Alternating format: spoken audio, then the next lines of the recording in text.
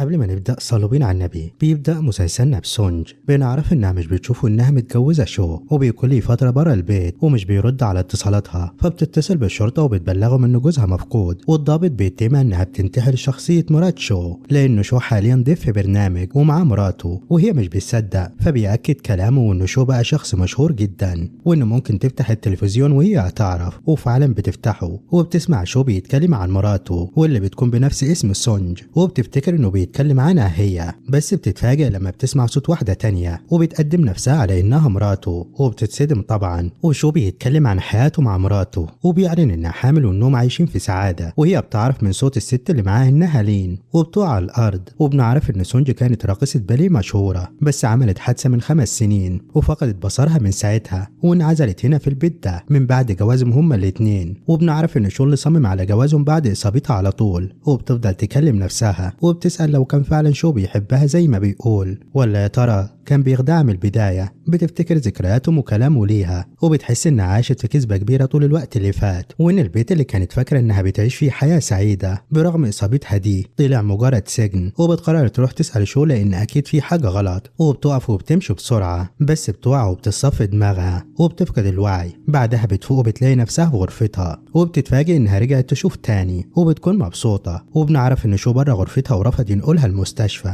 لانه قدام الناس دلوقتي لين هي سونج، واخوه بيتكلم معاه وبيلومه، وهو بيعرفوا انها اصابة بسيطة مش اكتر. وبنعرف ان اخوه رافض تصرفاته دي من البداية، وبيسأل عنها وامتى هتفوق، وهو بيقول له انه مش عارف، وبيفتكروا انها في غيبوبة، وهي بتفتكر الكلام اللي سمعته، وبتشوف ان افضل حل انها تروح تعرف شو انها رجعت تشوف وتسأله عن اللي حصل. وبيكون لسه عندها شك ان في سوء تفاهم، وانه شو لسه بيحبها ومش ممكن يكون بيخونها مهما حصل. بس قبل ما تفتح الباب بتسمعه بيتكلم معاه عن اخوه،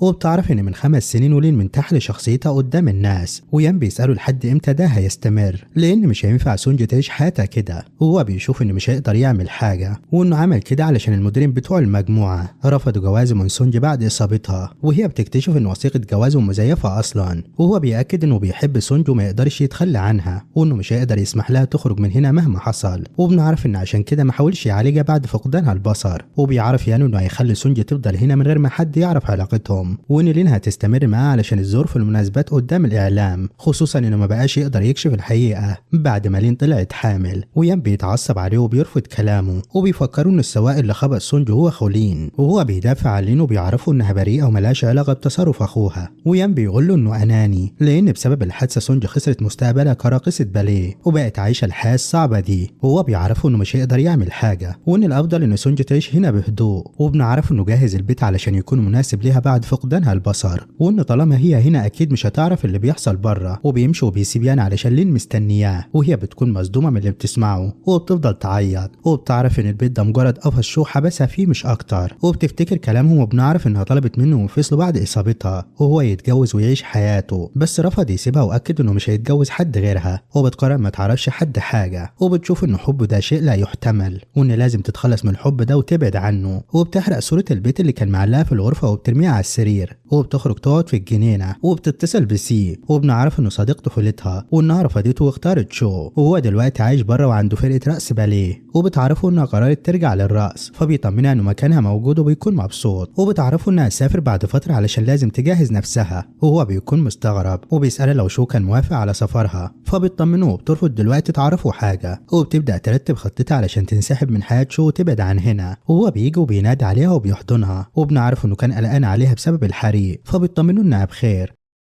وهو بيكون سيطر على الحريق قبل ما يحصل حاجة، ويان بيكون معاه، وهي بتبص لشو وبتستغرب تصرفه لأنه واضح إنه قلق عليها فعلا. وبتسأل نفسها لو كان فعلا لسه مهتم بحياتها، بس بتقرر ما تفكرش في كل ده وتركز على خطتها. وبتتفاجئ كمان بوصول لين، وبنعرف إن شو قرر إن لين تعيش هنا، وسونج بتعمل إنها ما تعرفهاش وبتسأله هي مين، فبيقول لها إنها خبيرة تغذية جابها علشان تهتم بيها. وبيروح للين وبيحضنها وبيكلمها بالإشارة عشان سونج ما تسمعش. وبنعرف إنه ما كانش بيخطط إنها تيجي، وبيسألها عن سبب تصرفه فبتتحجج انها بتفتقده وانها مش قادرة تبعد عنه اكتر من كده، وبتطمنه انها تاخد بالها كمان من سونج وانها مش هتسبب له اي مشاكل، وهو بيعتذر لها عن الوضع وبيطمنه انه يعوضها هي وابنهم في المستقبل، وبتقبله على خده، وسونج بيتكلمه وهو بيمسك ايدلين، وبيعرف سونج انه هيكون مشغول الفترة اللي جاية وان لين هتاخد بالها منها، ولين بتكلمها وبتقدم لها نفسها، وسونج بتحاول تكون هادية وبتتصرف بشكل طبيعي، ويان بيجي وبيطمن شون الغرفة اللي حصل فيها الحريق بتتصلح دلوقتي، وبيطمن سونج ان الحريق كان بسيط وانه كل حاجتها الشخصية سليمة، وشو بيمسك ايدلين وبيطلب يدخلوا البيت، وسونج بتكون فاكرة انه يمسك ايدها هي بس بيمشي قدامها هو ولين، وبيكون بيحضر الاكل هو ولين، وسونج بتكون شايفاهم، ولين بتحضنه وهي بتعيط وبتمسح دموعها قبل ما يجي يشوفها، وبيبعد ايدلين عنه وبتكون رافضة تسيبه، فبيشاور على سونج وبيعرف لين انه مش عايز يشك في اي حاجة، وبيحط الاكل قدام سونج وبيقعد جنب لين من الناحية التانية وبيهتم بيها، وسونج بتحس بألم وبتكون متأثرة بس بتحاول تعمل انها مش شايفة حاجة، والدكتور بيجي علشان يفحص عيون سونج، وبعد ما بيفحصها بياخد شو علشان يتكلموا في المكتب، والدكتور بيعرفوا ان سونج ممكن تقدر تشوفه دلوقتي وانها بس محتاجة تلتزم بالعلاج ده فترة، وهي بتقف بره وبتكون سامعاهم وبتحاول تشوف اخر الاكاذيب بتاعت شو، وبتخلع الخاتم بتاعه وهو بيرمي الدواء وبيشوف انه ملوش لازمة لانه مش عايزة ترجع تشوف، وبتكون مصدومة وحتى الدكتور بيلومه على تصرفه، وهو بيقول انه لو سونج رجعت تشوف الامور هتتعقد اكتر علشان لين، وهي بتروح غرفتها بسرعة وبتفضل تعيط،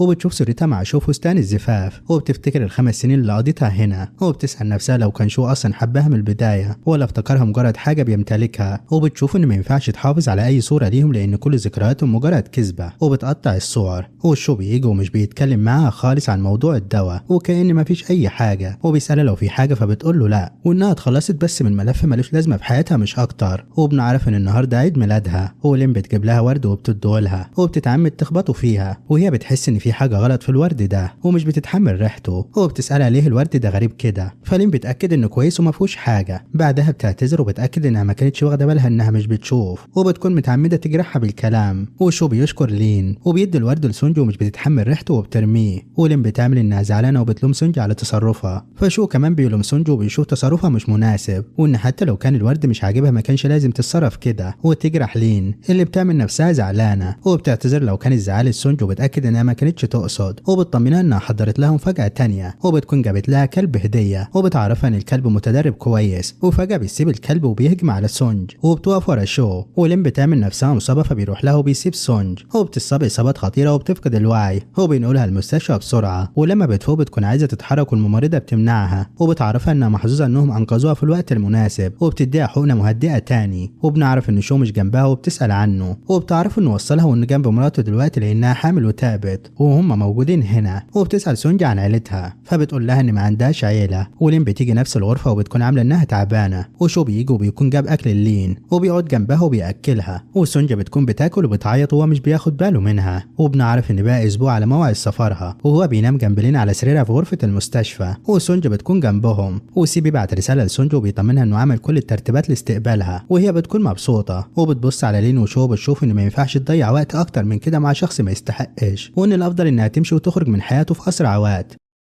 وبيجي موعد خروجهم من المستشفى وهو بيهتم بلين وبيسندها وبتفضل ماسكه ايده، وبتقبله سونج بتشوف كل حاجه وبتفكر انها تختفي دلوقتي، وبتاخر نفسها بس فجاه حد بيخبطها على دماغها وبتفقد الوعي، وبتفوق وبتلاقي لين وشو معاها، وبنعرف انهم اتعرضوا للخطف، وشو بيتعصب وبيكون عارف الشخص اللي خطفهم، وبنعرف ان في بينهم خلافات وعداوه بسبب الشغل، وبيطمن شو انه جابه هنا علشان يلعبوا لعبه، وبيأكد ان الموضوع للتسليه بس مش اكتر، هو بيبدأ يلعب على اعصابه، وبيقرب من لين وسونج وهو بيطلب منه يسيبهم يمشوا، وبيأكدوا انه هيديه الفلوس اللي هو عايزها، وهو بيعرفوا انه محظوظ في كل حاجه حتى الستات اللي في حياته، وبيعرفوا ان اللعبه بدأت دلوقتي وانه لازم يختار واحده من سونج ولين علشان هتفضل في الثلاجه لمده نص ساعه، ولين بتطلب منه ينقذها، وسونج بتفضل ساكته وبتكون عايزه تشوف هيختار ينقذ مين، فبيختار ينقذ لين، وسونج بتكون مصدومه اكتر لانه كل ما بتبدأ تشك انه لسه بيحبها ولو حاجه بسيطه تتأكد ان ده مجرد كذبه، هو وانج بيخلي رجالته ياخدوها فعلا وبيحبسوها في الثلاجه، وهو بيفك لين وبيحضنها بيحضنها وبيطمن انها بخير، وبتعرفه انها خايفه فبيطمنها انه مش هيسمح ان حد يلمسها، وهي بتبص على العربيه اللي سونج محبوسه فيها وبتكون مبسوطه، وهو بيفضل يحسب في الوقت لحد ما بينتهي وبيطلب منهم يخرجوا سونج، وفعلا بيخرجوها وبتكون هتتجمد وهو بيلبسها بدلته، وبيفتكر ان كده الامور انتهت وان خلاص هياخدها ويمشي، بس وانج بيعرفوا ان لسه برضه اللعبه ما خلصتش، وبيزقوا وبيبعدوا عنها وبيحط تلج في حوض السباحه، وبيعرفوا انه برضه لازم يختار واحده فيهم علشان تنزل الميه، وهو بيفضل باصص لسونج وبيبص الليم فتره، وفي النهايه برضه بيختار سونج اللي بتصرخ فيه وبتساله عن سبب تصرفه معاها بالشكل ده، فبيعتذر وبيعرفها ان لين مش هتقدر تتحمل الميه الساقعه دي، ولين بتعمل نفسها حزينه عليها وبتعتذر منها عن اللي حصل، ورجاله وانج بيزقوا سونج في الميه وما بتكونش قادره تعوم وبتطلب منه ينقذها، وهو مش بيقدر يعمل لها حاجه، وفي النهايه رجاله وانج بيخرجوها من الميه، وشو بيعتذر وبيأكد انه هيعوضها عن كل ده في المستقبل، وهي بتضحك بسخريه منه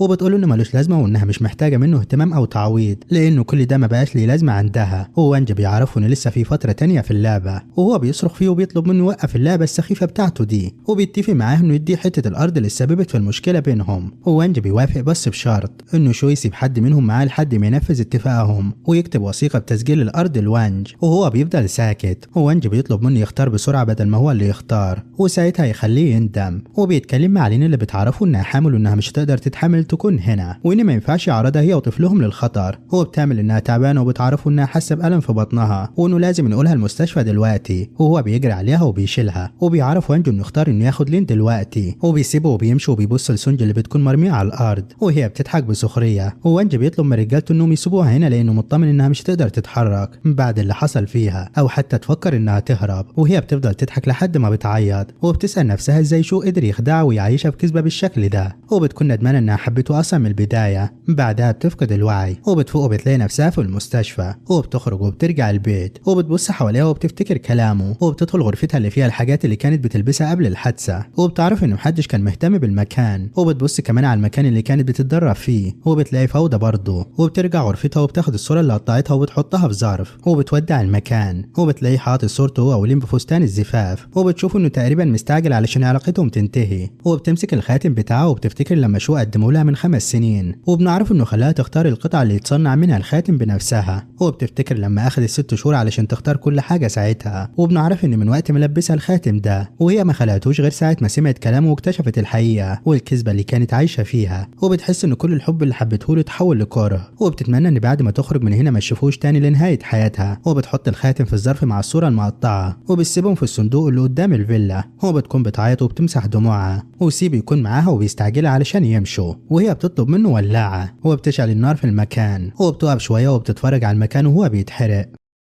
بعدها بتمشي مع سيل بيكون مبسوط من اللي حصل، وشو بيكون راجع مع لين وبيعدي جنبهم وهم ماشيين بعربيتهم ومش بيشوفهم، وبيتصل بيان وبيسألوا عن سونج فبيقولوا انها رجعت البيت من بدري، وما بيكونش مصدق كلامه بس يان بيأكد كلامه وبيطمنه كمان على حالتها وانه الدكتور أكد انها اصابت بكدمات بسيطة وما فيش اي خطر عليها، وشو بيكون حاسس ان في حاجة غلط لانها ما اتصلتش بيه من ساعة ما خرجت، فيان بيتعصب عليه وبيسأله هتتصل ازاي بعد اللي عمله معاها، وبيلوم انه شايف ان مش من حقها حتى انها تتضايق بعد اللي عمله معاها، وهو الكلام مش بيعجبه وبينهي المكالمة، وبيحاول يعرف ممكن تكون راحت فين، بس بيكون متأكد ان صعب تروح اي مكان تاني لان ما عندهاش اي قرايب، وكمان ما تعرفش اي مكان غير الفيلا اللي عايشين فيها من وقت الحادثة، وبيوصل قدام الفيلا وبيلاقي الحريق لسه شغال، وبيحاول يتصل بيها وتليفونها بيكون مقفول، فبيعيط وبيكون خايف انها تكون في البيت ومش بيعرف يتصرف ازاي، وبيحاول يراجع الاحداث ويفتكر لو ممكن تكون راحت مكان معين، وبيشوف انها بتحبه ومستحيل تتخلى عنه وانها اكيد في مكان قريب من هنا، وطبعا بيكون مش مصدق انها ممكن تكون في البيت، ومش بيركز في الطريق وبيعمل حادثة وبيتصاب اصابات خطيرة، وبياخد فترة وهو في غيبوبة، ولين بتكون اصابت اصابات بسيطة وخفت، وبتكون قاعدة جنبه وبتسأل الدكتور لو هيفوق قريب، وبيعرفها انه مش عارف وانه ممكن يفوق في اي وقت في خلال ال3 ايام اللي جايين، بس لو ما فاقش في الفترة دي يبقى تقريبا مش هيفوق، وبعد شوية هو بيفوق، في البداية مش بيفتكر لين وبتفتكره انه فقد الذاكرة، وبيسأل عن مراته فبتقوله ان هي مراته، فبيعرفها انه بيتكلم عن سونج، فبتتعصب عليه وبتتخانق معاه علشان المفروض يطمن عليها هي الاول الأول من سونج، وهو بيفكر في سونج وبنعرف إن بعد 3 أيام ذكرى جوازهم، بس الجواز المزيف طبعا، وبيصمم يروح يدور على سونج وبيشوف إنها أكيد مستنياه وقلقانة عليه، ولين بتحاول إنها توقفه وبيدور على الخاتم اللي كان محضره لسونج، ولين بتطلب منه يفوق وبتعرفه إن اداها الخاتم، وبتعرف إنه فقد جزء من ذاكرته، وبتسأله لو كان مش فاكر هي مين فعلا، وبنعرف إن الأمور في عقله مش مترتبة لأنه كل شوية بيفتكر حاجة معينة، وبيزق لين وبيبعد عنه وهي بتصرخ فيه وبتفكره بعلاقتهم وإنها حبه الوحيد.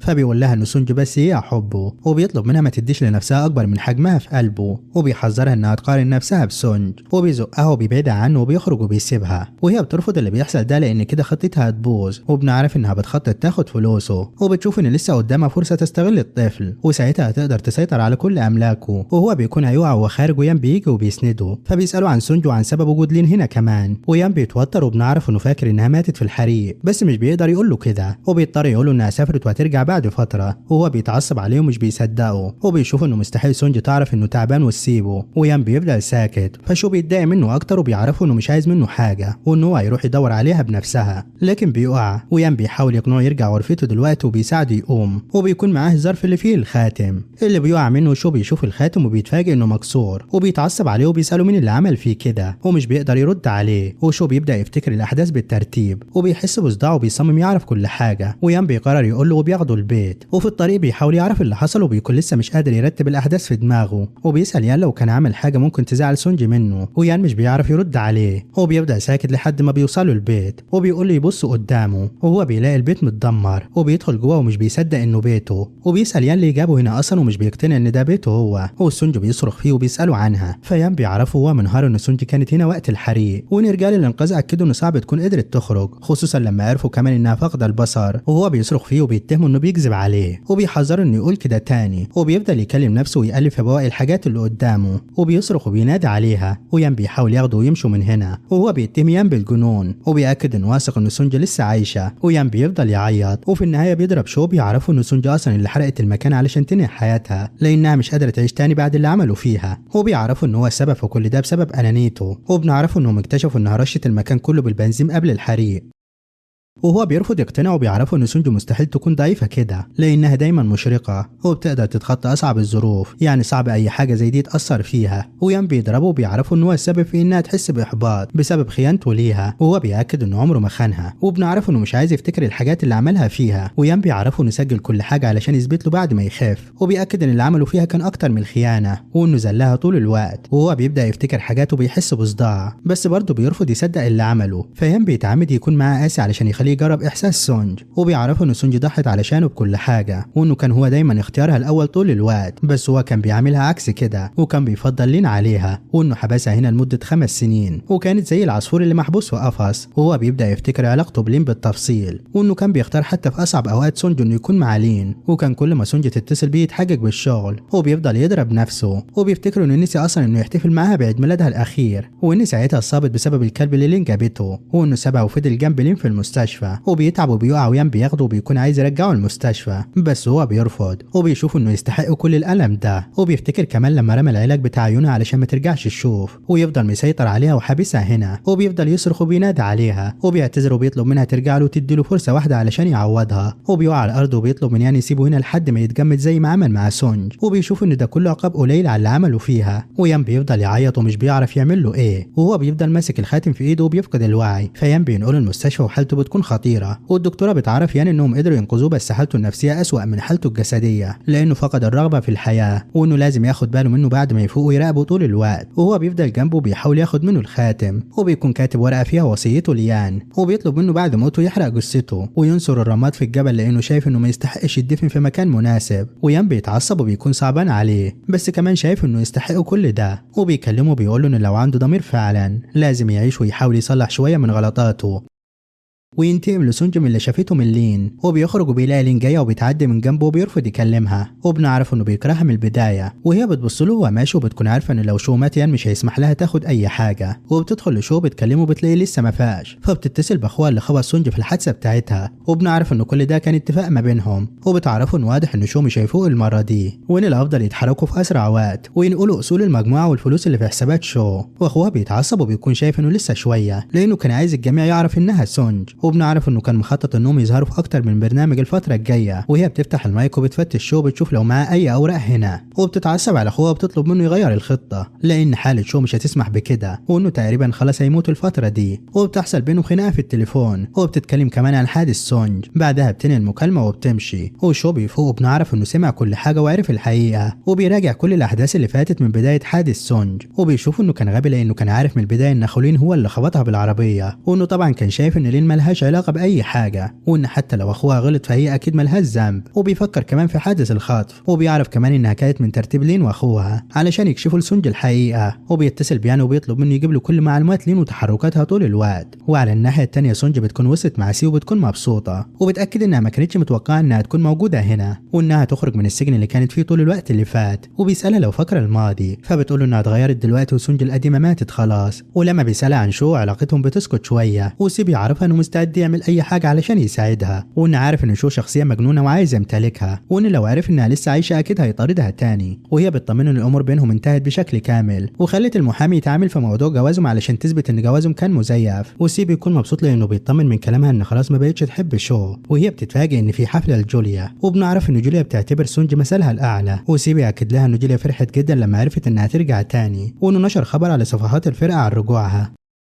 والجمهور اتفاعل مع الموضوع، وان في كتير منهم كمان بعت لها رسائل. وهي بتكون مبسوطه بس حاسه بشويه احباط لانها خايفه انها ما تقدرش ترجع زي الاول. وبنعرف انها لسه متردده، وبتعرف سي انها بتعتقد انها خلاص وقعت وصعب تقدر تقوم تاني. وهو بيرفض كلامها وبيعرفها انه واثق فيها، وانه عارف انها تقدر تعمل اي حاجه طالما هي عايزه. وبيشجعها علشان تحاول، وبيعرفها انه رتب لها كل حاجه علشان تبدا فتره التاهيل من بكره. وهي بتوافق على التحدي، وبتبدا والامور بتكون صعبه في البدايه. وسي بيراقبها من بعيد وبيكون خايف انها تحس باحباط وتنسحب، بس هي بتصمم تكمل. والمدربه بتكون قلقانه عليها، بس هي بتطمنها انها عارفه ان كل ده هيحصل، وان ما عندهاش اي خيار تاني غير انها تكمل وتنجح. والمدربه بتروح تتكلم مع سي وبتعرفه انها مرت 5 سنين على غيابها، وكمان اصابت اصابات خطيره، وشايفه ان الامر هيكون صعب عليها ومن الافضل ليها انها تستسلم. بس هو بيرفض وبيأكد انه واثق فيها، وبيطمنها ان سونج عنيده وبترفض الهزيمه، وان ده مخليه واثق فيها اكتر. ويان بيجي وبيتكلم مع شو بيطلب منه يكون مستعد للاخبار اللي هيسمعها لانها اخبار صعبه، وبيديله قرص عليه فيديوهات بتثبت خيانه لين ليه، وانها على علاقه بشخص تاني لحد دلوقتي. والشخص ده طبعا بيكون وانج اللي خطفهم، فبيتاكد انهم مرتبوا الموضوع الخطف ده مع بعض، وانهم كانوا متفقين على انهم يخلصوا على سونج وبعدها شو، وان ساعتها هتكون هي سونج وهتاخد نص ثروه شو. وبيشوف كمان فيديوهات لمضايقتها لسونج، فبيتعصب وبيطلب من يان يرتب لبدايه الانتقام من غير ما حد يعرف. ولين بتيجي وبتكون اول مره اشوفه من ساعه ما كان في المستشفى، وهو بيتصرف بشكل طبيعي وكانه ما يعرفش حاجه، وبتحضنه وبتعمل نفسها بتعيط وبتاكد انها كانت مفتقدها طول الوقت، وبيطمنها انه عارف كل ده وانه هو كمان مفتقدها. هو بيكون نفسه يمسكها يكسرها خالص بس بيمسك نفسه. وبتتكلم عن الفلوس وهو بيعرفها انه هيفضل يعمل لها اللي هي عايزاه، وبتفرح وبتقول انها ترجع تستناه في البيت. هو بيطمنها انه هيرجع لها في اسرع وقت. وهي بتروح لوانج وبيتخانقوا بسبب الفلوس اللي حولتها له، وهو بيأكد ان مفيش حاجه وصلته. وشو ويان بيوصلوا في الوقت ده، وشو بيمسكها من رقبتها وبتعرف انه كشف كل حاجه، وبرضه بتحاول تخدعه وبتعرفه انها هنا علشانه هو، علشان ترجع الفلوس من وانج لانها فلوسه. فبيسخر منها وبيسألها لو كانت فاكره انه غبي للدرجه دي،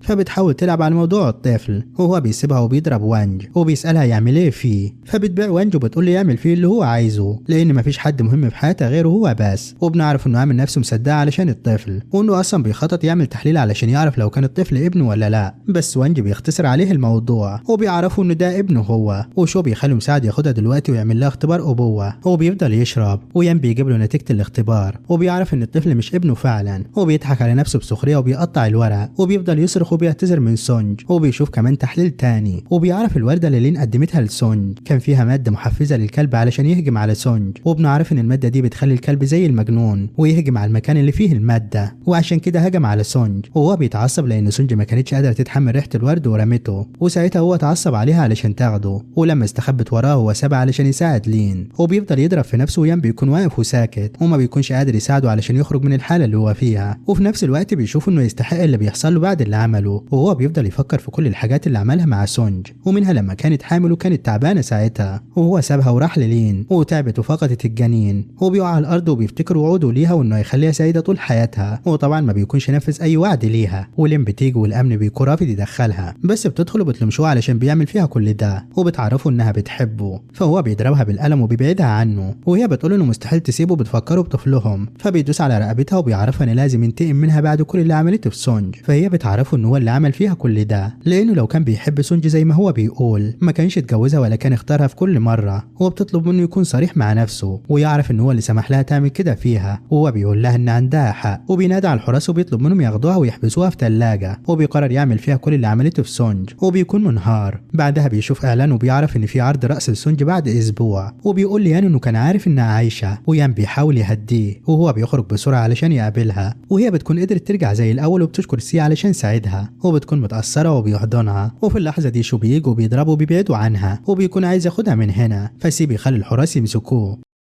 هو بيحاول يتكلم مع سونج اللي بيتأكد انها ما تعرفش هو مين، فبيترجاها تعاقبه بأي طريقة غير دي، وبيعرفها انها مراته، فبتقوله انه غلطان لانه جوزها هو قدامه وبتمسك ايد سي، وهو بيرفض يقتنع، فبتتجاهل كلامه وتوسله ليها، وبتتكلم مع سي وبتاخده وبتمشي، وبيفضل ينادي عليها وهي بتطلب من الامن يطردوه بره ويمنعوه انه يقرب من هنا تاني، وبينفذوا كلامها فعلا. وسي بيمسك ايدها بس بتبعدها وبتعتذر انها استغلته، وبيقول لها انه موافق على اي حاجة تعملها، وبيروح يحصل شو وبينزل في ضرب علشان ينتقم منه على اللي عمله فيها. بعدها بيجي موعد حفلتها وبتكون متوترة، وسي بيروح لها وبيشجعه وبتحضنه، وشو بيحاول يدخل الحفلة بس الأمن بيرفض يدخله، وبيزقوه وبيوقعوه علشان يمشي. ولما بيشوف العرض بتاعه بيلوم نفسه إنه كان ساجنها طول الوقت اللي فات، وهي حفلتها بتحقق نجاح كبير، وهو بيحاول يشوفها بعد الحفلة وهي بتحتفل مع سي وبتحضنه، وشو بيشوفهم مع بعض وبيعيط ومش بيقدر يعمل حاجة، وبيكون عايز يطلع لها وسي بيجي وبينادي عليه، وبيكون عارف إنه اتأكد إنها سونج، وبيقول له إنه الأفضل إنه يبعد عنها وما يزعجهاش، وهو بيتعصب على سي وبيطلب منه ما يتدخلش بينه وبين مراته. فسي بيصرخ فيه وبيأكد انه مش هيسمح له يقرب لها تاني لان قربه ليها بيدمرها، وهي بتيجي فبيعرفها انه بيحبها، فبتقول انه حب رخيص ومش ممكن تفكر فيه، وبتفكره باللي عمله فيها، وهو بيفضل يبكي وبيترجاها تديله فرصة واحدة لكن بترفض، وبيحاول يقرب لها فسي بيزقه وبيبعدوا عنها، وهي بتاخد سي وبتمشي، وشو بيفضل ينادي عليها وبيعيط بس مش بتهتم بيه، وسي بياخدها وبيعمل لها مفاجأة، وبتلاقيه جاب لها اكلتها المفضلة، وبتستغرب انه لسه فاكرها لحد دلوقتي، وبنعرف انها اكلة صعبة، وبتعرف انه هو اللي عملها بنفسه، وانه فضل فترة طويلة وهو بيحاول يتعلمها. بعدها بيعترف لها بمشاعره وبيطلب منها ما تردش دلوقتي وتفكر على الاقل في الموضوع، بس هي بتعرفه ان بعد اللي حصل لها من شو اقسمت انها مش هتحب ولا ترتبط تاني، وهو بيحس بحزن بس بيأكد انه هيتقبل قرارها. بس بعدها هي بتفاجئه وبتعرض عليه الجواز، وما بيكونش مصدق اللي بيحصل وبيحضنها، هو شو بيكون بيلزق في صورتهم، ويان بيجي وبيتخانق معاه وبيطلب منه يفوق لانه سونج خلاص هتتجوز سي وحفل زفافهم النهارده، وهو بيزقه وبيروح لهم وبيقتحم حفل الزفاف، وبيمسك السونج وبيفكرها بوعده ليها انها تفضل معاه دايما، وهي بتبعده وبتتعصب عليه، وبتعرفه ان سونج اللي وعدته بكده ماتت بسببه، وان خلاص ما بقاش بينهم اي علاقه، وهو بيحاول يديها الخاتم وسي بيتعصب عليه، فبيخرج صورتهم اللي جماعه بعد ما قطعتها، فبتقول ان دي كمان ما بقاش ليها لازمه، وبتقطعها تاني وبترميها، فبيحاول يلمها وهي وسي بيكملوا حفل الزفاف بتاعهم وبيتجاهلوه. بعدها بيمشوا وهو حزين. وهنا بيكون خلص المسلسل. سلام.